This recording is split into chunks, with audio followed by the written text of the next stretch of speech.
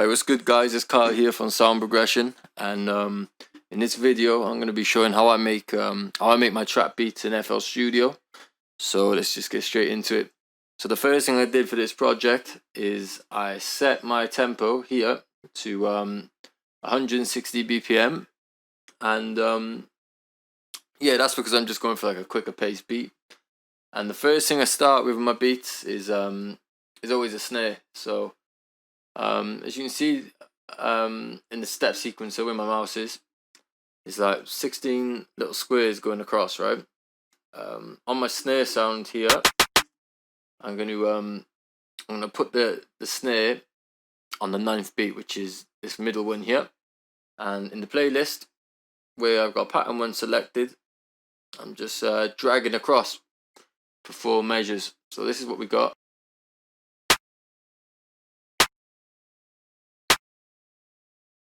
Nice and simple.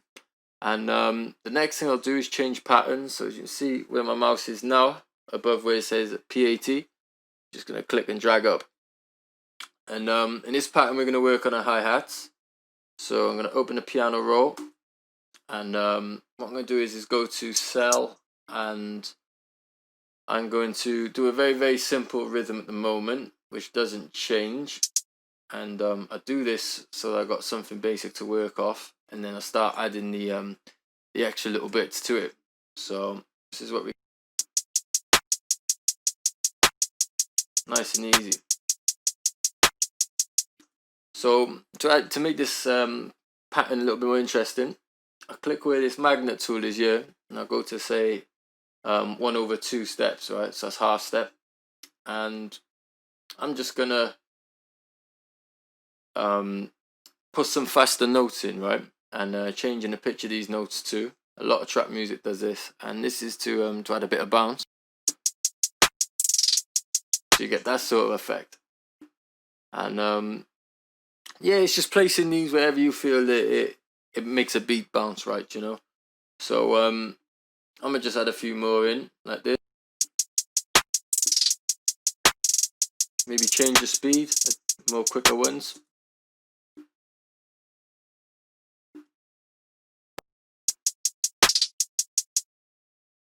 Maybe get a little bit tighter than that, like that.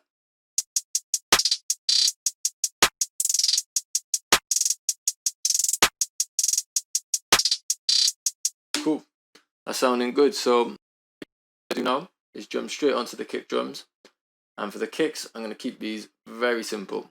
I'm going to just mostly stay on these 6 lines, and this is what I'm going to do, right? Always start with my kick on the first hit of the beat, and you can see I've drew the pattern in already. So if I hit spacebar now to play,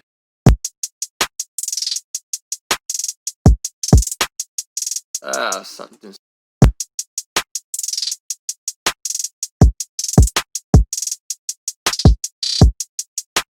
So I'm just placing them where I feel they sound right, and so it like bounces, and there's a constant rhythm there, you know. So now we got that down, let's just get straight onto our melody. And I've already got this sound loaded up now, which you should be able to hear.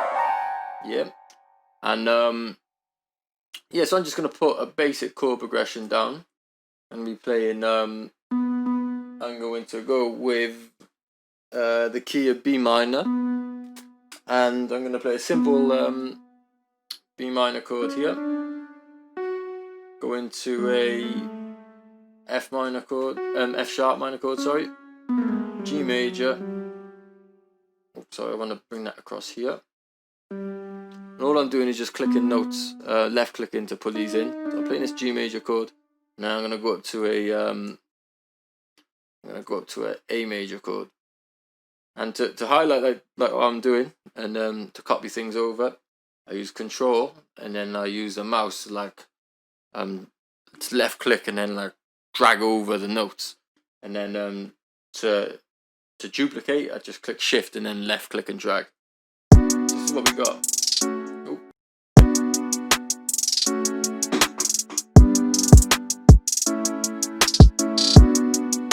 So that's sounding good already, nice and simple. And set.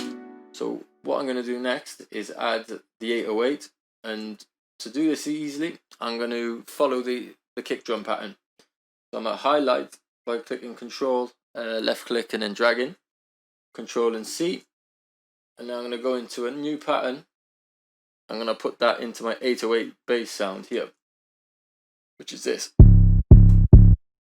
And we're going to follow the same notes that we were playing at the bottom of so yeah, I just done a quick shortcut then. I'll tell you what that was. That was Control and L, and what that does is that stretches out your notes so the so the last note will end where the next note starts, so they don't overlap. So that's a good little trick to use. And what I'm going to do is follow the bass notes, and I'm going to add in an extra note here as well. And so we played a B minor to a, so we played a B, an A, a G, and to an A in the bass. So we're going to follow that. So if we go back to our chords, you can see what I was on about: the B, the A, G, and back to the A at the bottom. So that's what we're going to go with, and I'll put that in, and this is what we got.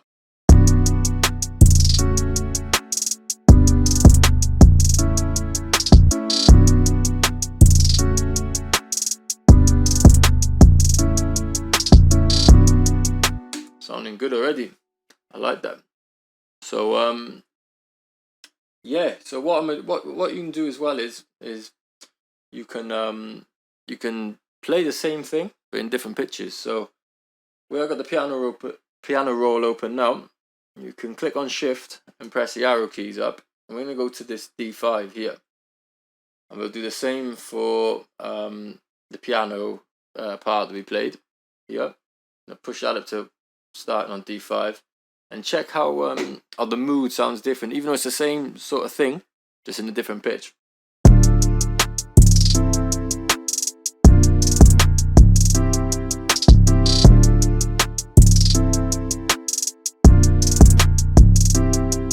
So I could drop the hi-hats out like that if I want to, just to make it more interesting. Take the snare out, and then bring it all back in.